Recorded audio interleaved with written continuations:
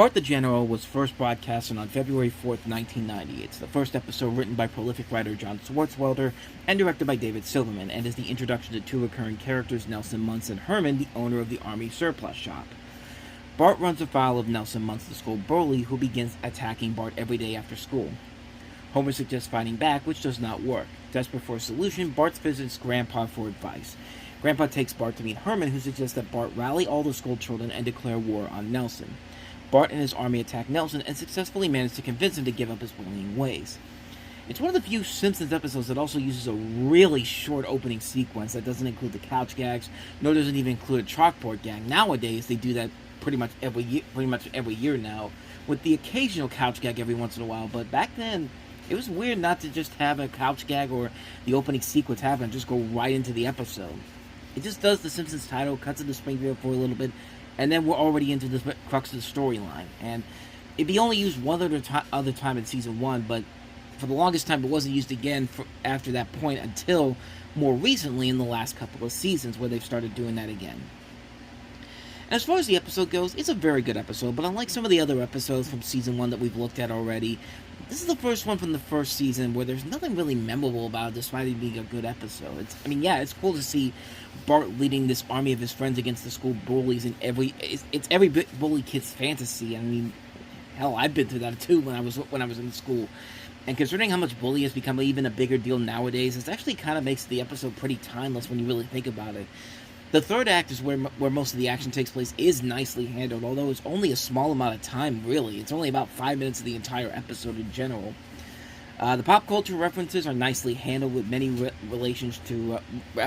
references to war films such as Patton, Apocalypse Now, Full Metal Jacket, The Longest Day. They even reference Born on the 4th of July, which had just come out only about 8 weeks before this episode even aired.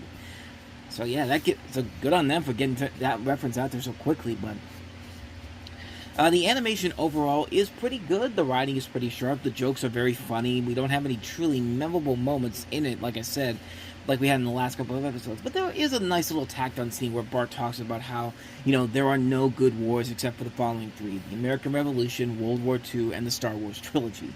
And suggests going to your local library for books about these wars with cool, gory pictures, and that's how the episode pretty much ends. And I feel like it's kind of like a fun little tacked-on ending that they put on to put like a little bit of an education for the kids out there, just like how Animaniacs used to have like the useless fact or the wheel of morality, where they gotta throw in a lesson to appease the Fox Network censors. That's what it kind of felt like to me. Also, something I found that was kind of interesting is that Nelson Muntz is, of course, voiced by Nancy Cartwright, but what's interesting is that they actually had somebody else involved that was almost the voice of Nelson, and it's a voice you might be familiar with, Dana Hill, who you know as the voice of Max on Goof Troop, and also was in National Lampoon's European Vacation as Audrey. She was actually present at the table read and was assigned to play Nelson, but she was not at the recording session. I don't know if she missed out on it or just was told not to show up or something, but it's a little bit of what if Max Goof was actually the voice of Nelson. That would have been very, very interesting to see how that would have panned out. But yeah, that's kind of interesting how it's handled. And also Herman, the interesting thing about Herman's voice is that Harry Shearer, who does the voice for him, was actually inspired by the president at the time, George H.W. Bush, and the original idea for Herman was for him to have a differing story for the loss of his arm with each appearance. And the idea of him with the missing arm was actually inspired by the writer Schwartzwelder himself. So a little bit of history there.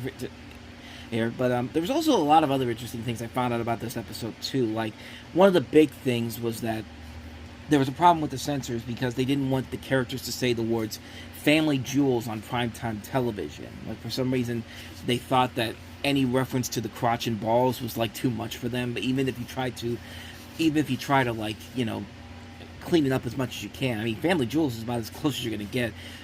So the producers basically decided to ignore the notes, and the family jewels remained in the episode, and the idea of the attempted censorship was actually reflected in that part where Grandpa Simpson's writing a letter complaining about how sexualized television has become, and gives a list of words he never wants to hear on television again, like number 1, bra, number 2, horny, number 3, family jewels, which I think was part of the gag in general, and I thought that was kind of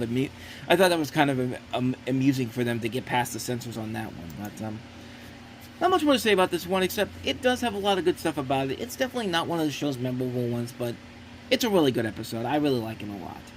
There are no winners, only losers. There are no good wars, with the following exceptions: the American Revolution, World War II, and the Star Wars trilogy. If you'd like to learn more about war, there's lots of books in your local library, many of them with cool, gory pictures. Well, good night, everybody. Peace, man.